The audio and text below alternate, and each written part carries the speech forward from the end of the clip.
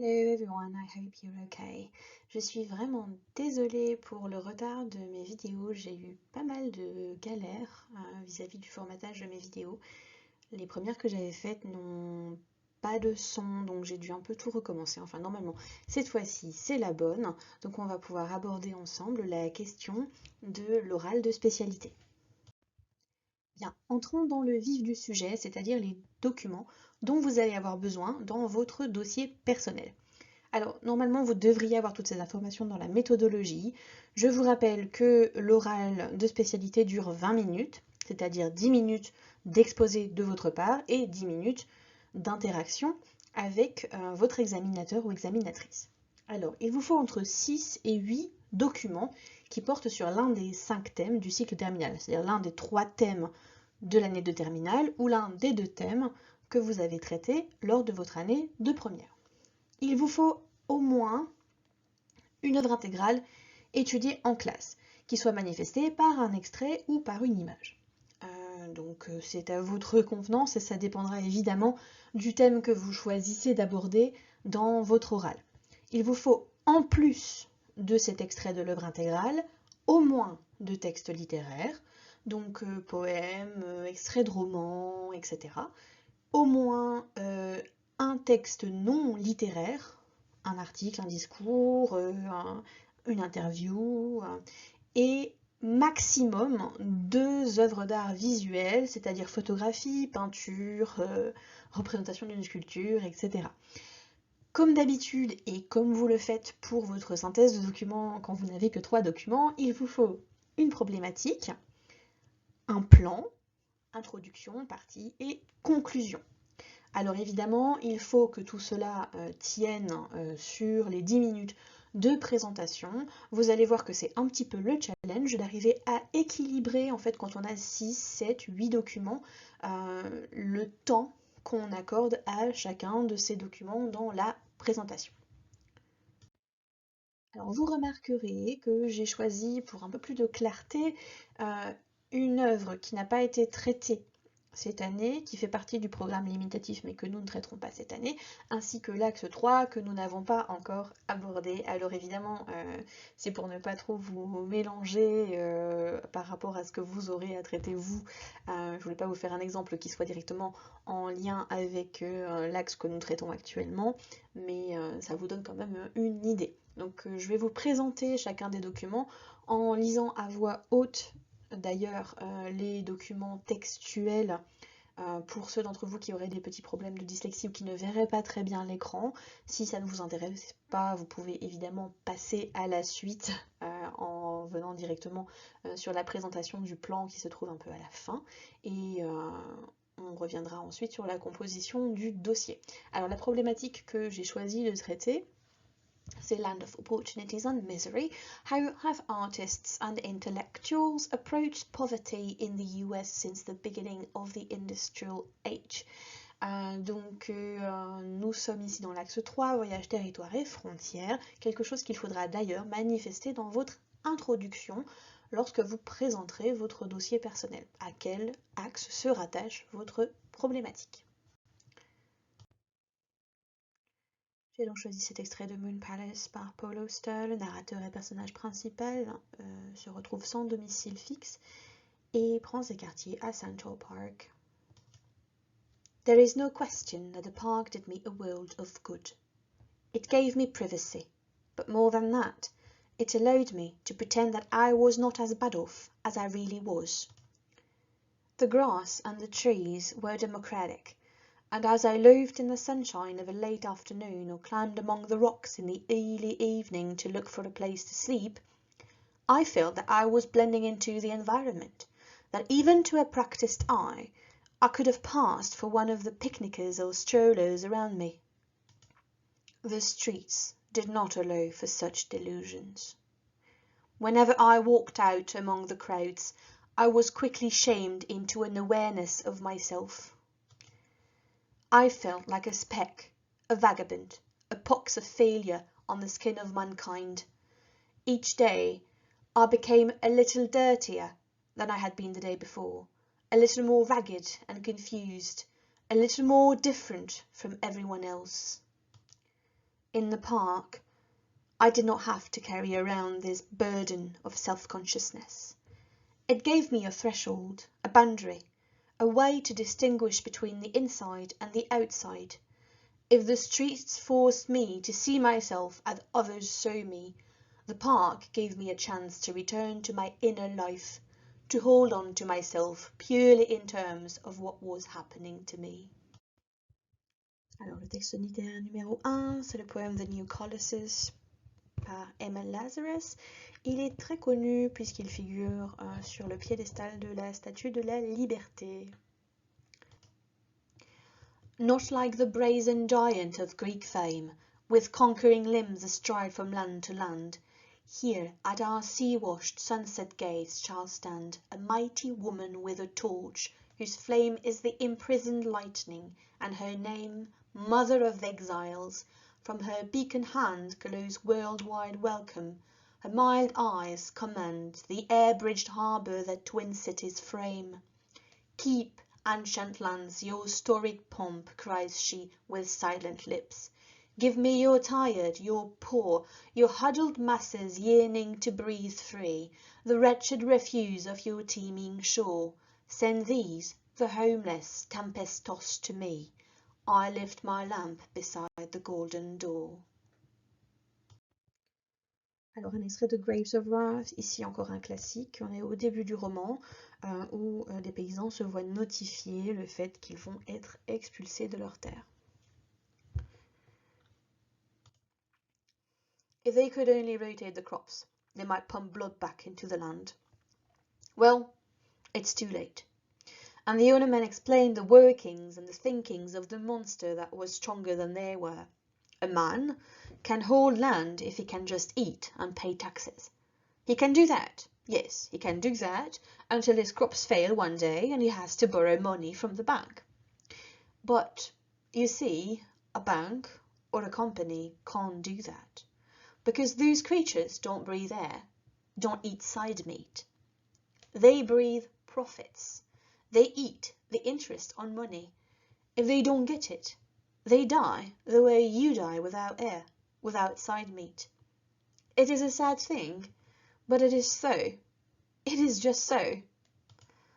The squatting men raised their eyes to understand. Can't we just hang on? Maybe the next year will be a good year. God knows how much cotton next year, and with all the wars, God knows what price cotton will bring. Don't they make explosives out of cotton and in uniforms? Get enough wars and cotton hit the ceiling. Next year, maybe. They looked up questioningly. We can't depend on it. The bank, the monster, has to have profits all the time. It can't wait. It'll die. No, taxes go on. When the monster stops growing, it dies. It can't stay one size. Soft fingers began to tap the sill of the car window, and hard fingers tightened on the restless drawing sticks. In the doorways of the sun-beaten tenant houses, women sighed and then shifted feet so that the one that had been down was now on top and the toes working. Dogs came sniffing near the owner cars and wetted on all four tires one after another. And chickens lay in the sunny dust and fluffed their feathers to get the cleansing dust down to the skin. In the little sties the pigs grunted inquiringly over the muddy remnants of the slops. The squatting men looked down again. What do you want us to do? We can't take less share of the crop. We have starved now. The kids are hungry all the time. We got no clothes, torn and ragged.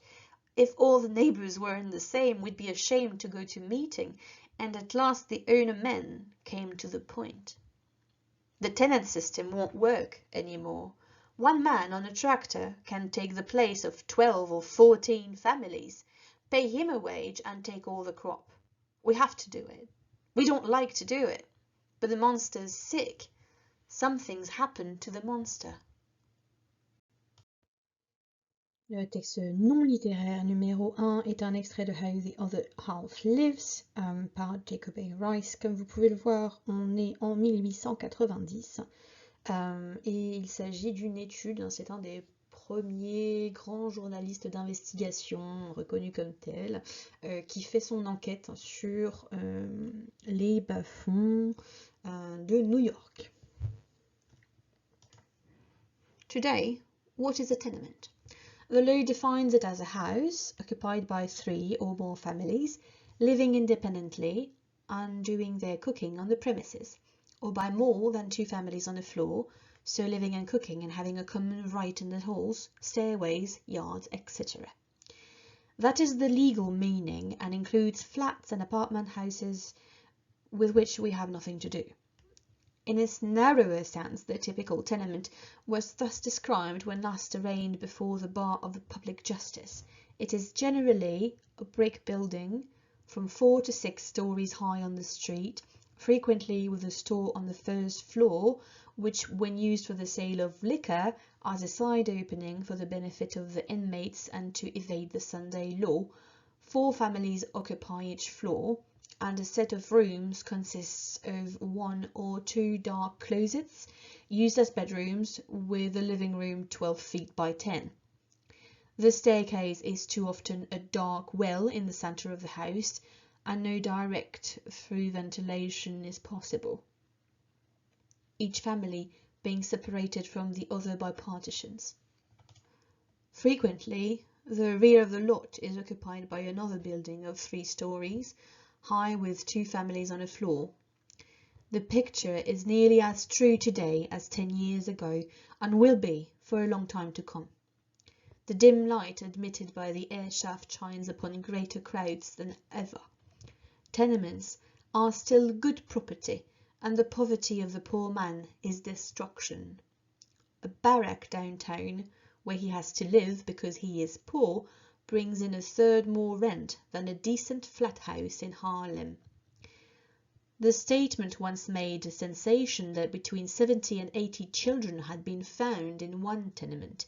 It no longer excites even passing attention when the sanitary police report counting 101 adults and 91 children in a Crosby Street house, one of twins built together.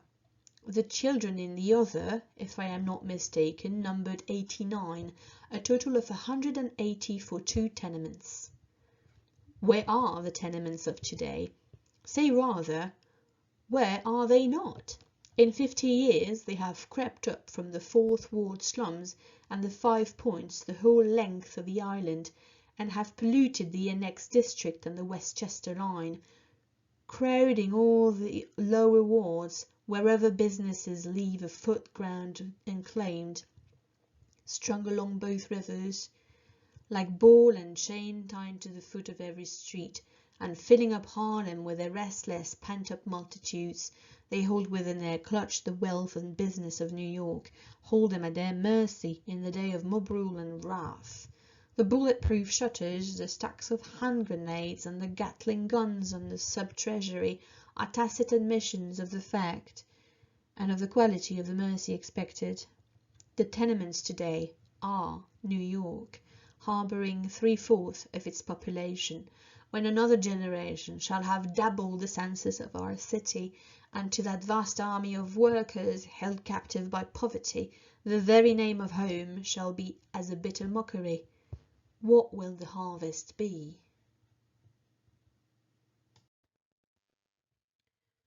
Le texte non littéraire numéro 2 est un petit peu plus compliqué et beaucoup moins classique. C'est une interview avec la sociologue Saskia Sassen. Ici, c'est pour vous montrer un petit peu la variété qu'on pourrait incorporer au dossier personnel. Recently, I was reading an article in which you were positing the importance of considering expulsion as an analytical category, which adds something more to the well-established category of exclusion, as it introduces the concept of systemic edge. What are the main differences between borders, peripheries, and systemic edges? Very glad you picked up on this. In expulsions, I develop an argument, partly methodological and partly conceptual, that aims at identifying a radical rupture that goes well beyond what is captured with more familiar categories, such as inequality and social exclusion. When that systemic edge is crossed, such conditions become invisible to our standard measures. I see a multiplication of sharp breaking points that can be thought of as systemic edges. Once crossed, you are in a different space. It is not simply a less agreeable or livable zone, as might be the spaces of social exclusion. It is far more radical. You are out.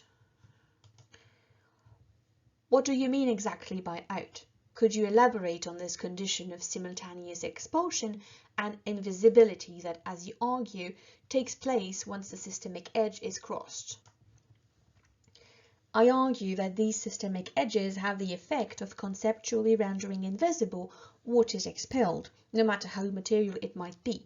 For instance, the very long-term unemployed in the US simply disappear from our statistics. This goes well beyond social exclusion. They have been expelled from the system. Something similar happens with dead land. Once land cannot be used anymore to extract natural resources, it becomes invisible, even though it has a very visible material condition. Several vectors are at play here. One is the difference between expulsion and exclusion. The latter takes place inside the system and hence entails the possibility of eventual incorporation. For instance, the eventual incorporation of the Irish in the United States, who had long been seen as different, or the, albeit very partial, incorporation of ethnic groups like Afro-Americans and Latinos in the US political system. Alors voici également deux documents iconographiques que j'ai incorporés au dossier exemple. Pour ceux qui avaient suivi la présentation initiale, vous voyez que j'ai changé la deuxième image sur Detroit parce que je la trouvais plus parlante et que en fait je trouvais que c'était intéressant dans le cadre de la présentation. J'ai un peu hésité entre les deux et en fin de compte j'ai choisi celle-ci. Donc on va passer à la présentation du plan puisque c'est un peu ce qui va vous permettre de construire le vôtre. Alors évidemment, je vous ai présenté les documents un petit peu dans l'ordre, on va dire, du dossier exigé, mais pas dans l'ordre dans lequel je ferai apparaître en fait ces documents dans le dossier personnel, puisque l'intérêt c'est effectivement de répondre à la problématique et de construire un plan. Donc évidemment, je ferai apparaître ces documents selon l'ordre du plan, donc dans l'ordre dans lequel je vais en parler. Alors, en parlant de plan, voici le plan que je vous propose pour cette problématique. La première partie sera évidemment une introduction avec une remise en contexte culturel.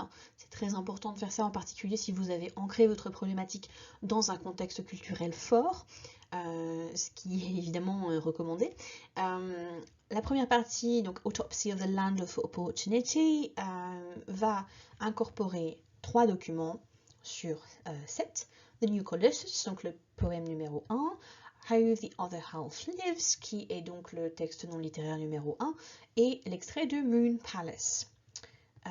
Donc dans cette première partie, on va essayer de voir un petit peu ce qu'il reste, si effectivement il reste quelque chose, de l'idée, on va dire, du concept des États-Unis comme d'un pays d'opportunité, ce qui se tient à peu près selon la problématique qu'on a posée. Évidemment, il y a d'autres possibilités, mais ça me paraît plutôt riche d'explorer cette vision-là. La deuxième partie, Representing the Pool Between Truth and Fiction, mettrait donc en jeu Age of Extraction, donc l'interview de Saskia Sassin, Grapes of Wrath, qui est donc le deuxième texte littéraire, Margaret Mother, qui est l'une des deux images, et je propose de faire la conclusion avec une photo de Detroit The Assembled, qui est donc la deuxième œuvre visuelle. Alors à ce stade, normalement vous avez donc votre problématique, ça c'est bon, vous avez choisi vos documents et donc il faut effectivement répartir, on va dire, les documents selon les parties que vous avez déterminées pour traiter votre problématique. C'est également le stade auquel vous allez anticiper les questions. Alors évidemment, vous ne devez pas être devin, mais les documents, vous pouvez vous avoir un certain nombre de questions sur eux. Par exemple, Moon Palace, qui est ici donc l'extrait de l'œuvre intégrale, je vous rappelle que l'examinateur peut poser des questions sur l'intégralité de l'œuvre. Donc pas seulement sur l'extrait que vous avez choisi, mais on pourrait très bien envisager une conversation qui commence avec d'autres éléments en fait de l'œuvre. Vous allez également pouvoir avoir d'autres questions sur les documents en particulier. Alors personnellement, vu les documents que j'ai choisis, j'attendrai notamment des questions sur Age of Extraction, qui est un document un petit peu plus particulier, donc Saskia Sassen, c'est un peu moins classique.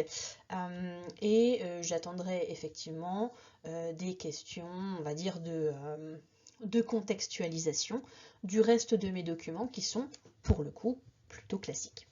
À attendre également, j'ai mis en jeu donc l'axe 3, je pourrais très bien envisager des questions plus générales sur l'axe mobilisé qui pourraient donc faire appel à d'autres éléments du cours, à d'autres documents mobilisés en cours. C'est très important de noter que puisque l'oral de spécialité est le seul examen qui va vraiment vous demander en fait de mettre en place, de mobiliser vos connaissances sur les œuvres intégrales que vous avez lues en première et en terminale, il est quand même logique que vous ayez à ce moment-là de la conversation avec l'examinateur, une conversation sur l'œuvre intégrale que vous avez choisi d'utiliser. Donc il faut vraiment bien maîtriser l'œuvre intégrale que vous avez choisi de mobiliser à ce moment-là. The notion of the American dream, some say, is deeply rooted in the Declaration of Independence itself, which professes that we hold these truths to be sacred and undeniable, that all men are created equal and independent, that from that equal creation they derive rights inherent and inalienable, among which are the preservation of life and liberty and the pursuit of happiness. The pursuit of happiness can of course be understood many ways, but it has often been considered to be the quest for social promotion and a certain degree of comfort. The book The Epic of America by John Truslow Adams is often considered to be what coined the notion of American dream, yet by 1931, when the book was published at the height of the Great Depression, Adams was already being critical of that very idea and upset at the focus on wealth and profit then associated with it. At its very core, the US has consistently represented itself as a land of opportunity for the masses, but no sooner had this idea emerged than it was immediately challenged by the injustice and inequality of American society, visible in its cities and in its poorest fringes. Focusing on the topic of journeys, lands, and borders, let's see how have artists and intellectuals approached poverty in the US since the beginning of the industrial age. First, one shall focus on how the remnants of the representation of the US as the land of opportunity have influenced the following documents, before analysing how some of them struggle between their desire to tell the truth and the temptation of dramatization. The poem The New Colossus by Emma Lazarus, written in 1883 and adorning the pedestal of the Statue of Liberty since 1887, calls for the poor, the refuse and the homeless of the old world to come and seek a new life in the United States, promising freedom to the huddled masses and a place by the golden door for those of few means. It indicates that at the end of the 19th century, while the north of the country was becoming rapidly industrialized, the US viewed itself as a land of upward social mobility and of inclusion into a more forgiving society. Emma Lazarus's message of hope and optimism apparently immediately resonated with New Yorkers, judging how quickly her poem gained fame and recognition. Yet her beautiful rhymes hailing the reign of the Mother of Exiles are only one side of the coin. On the flip side, Jacob A. Riis describes a few years later the bleak living conditions of those who have come to New York seeking to share in its bounty, describing the horrid living conditions experienced in the tenements where the crowded poor paid disproportionately expensive rent. He wonders what will become of a generation raised in squalor and exploitation. far from the dreams of a fairer society and a more comfortable life.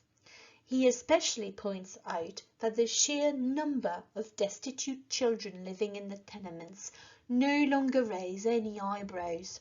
According to Rees, one of the founders of investigative journalism, by 1890, widespread poverty has become the norm, not the exception, in bustling New York. The streets of New York are apparently still unforgiving to the poor in the 1970s, when Marco is finally retreating into Central Park. In the park, he is not hounded by the awareness of his homelessness, hunger and wretched poverty.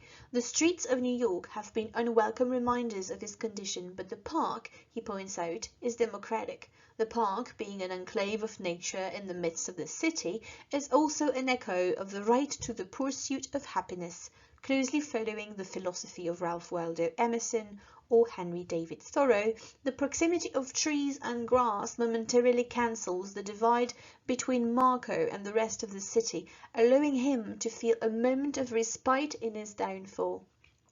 Though he is hopelessly destitute, Marco still finds a meaning and a sense of self in Central Park, while the streets would have absorbed him entirely. In his perception of New York, in the park remains a glint of hope, a sense of community and belonging, a remnant of the spirit of the new Colossus. This New Yorker odyssey has shown how the American dream, at least in New York, still shone through the undeniable poverty displayed in its streets. But the story of Marco's experience also shows the possibility of turning poverty into a nearly mystical experience. Now it is time to see how artists and scholars have dealt with the tension between giving a true account of American poverty and turning it into an edifying tale. The interview of Saskia Fassen opens a new concept. Yet worse than exclusion. She says that nowadays financial system casts out people and places. The poor therefore become difficult to observe. They are no longer featured into statistics. Just like lands with no productive value fall out of the system itself, therefore becoming invisible, these lands and people have most likely become difficult to observe and study. Those who have long been unemployed no longer show up as being looking for a job. Because deep poverty has grown more and more difficult to see and understand, it has also become an object of speculation, research, and of course, artistic creativity. And the experience of being expelled from one's home or fired from one's job is in fact often the beginning of many Americans' journey into poverty. The 1930s saw the conjunction of the Great Depression and the Dust Bowl, financial disaster and agricultural catastrophe colliding to send thousands of tenant farmers on the road to California in search of employment and food.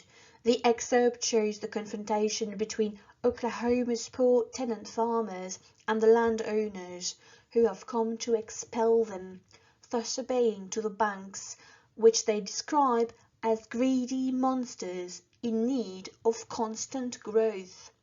The contrast between the realistic depiction of impoverished farmers on fruitless land and a nameless monster which must constantly be fed, at the cost of people's livelihood if need be, momentarily turns this realistic account of the Dust Bowl by John Steinbeck into an eerie confrontation between dragon and men, reminiscent of medieval legends.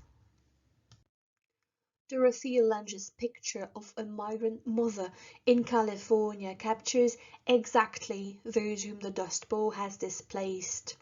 This simple portrait in black and white, showing a concerned woman being embraced by raggedly dressed children, shows how close John Steinbeck's account was to the truth, but also how easy it is to sum up the complex journeys of those who were displaced to a few memorable pictures. The tent in the background is hard to perceive, the focus being on the woman's features, making it easy to project a story onto her. It is a risk of all artistic depictions, especially photographs, to turn their subjects into abstract concepts, heroes, or victims of a tale which no longer belongs to them, silencing their singular voices instead of making it heard. And this was precisely the criticism Andrew Moore was faced with in his exhibition Detroit Disassembled. After the 2008 economical crisis, the Motor City, which had already been weakened over the years, saw many of its residents lose their homes. Andrew Moore took pictures of the city's abandoned houses, its decrepit neighborhoods, its empty factories and schools. But critics have often denounced his work as ruin porn, accusing it of delighting in the visuals of the ruined city without confronting the source of its economical challenges and social injustices, exemplifying how difficult it still is to accurately represent economic failure in a country which still wants to believe in its founding dream, and how controversial it can be to write or show the story of marginalized individuals or forsaken places. Alors voilà, vous avez un exemple, on va dire, d'une prestation orale sur un dossier personnel. J'espère que cela vous éclaire sur ce qu'il faut faire. À titre d'information, le brouillon que j'ai fait en guide, on va dire, hein, de cet oral, a à peu près 1294 mots, c'est-à-dire que en police 11, on est sur 2 pages et le début d'une troisième. Donc il faut prévoir évidemment qu'il va falloir préparer votre prestation en amont parce que ça fait beaucoup de choses à dire et à retenir. Prévoyez également un peu plus large, peut-être 11 minutes à la place de 10 parce que il est probable que vous allez oublier quelques petits détails le jour de l'examen. Avec le stress, on a tendance à parler un peu plus vite, à se dépêcher un petit peu. Donc vous voulez quand même tenir le temps entre 9 et 10 minutes, c'est très bien, c'est ce qu'il faut faire. Il faut évidemment éviter de dépasser trop. Je pense que la bonne stratégie est effectivement de prévoir un tout petit peu plus large.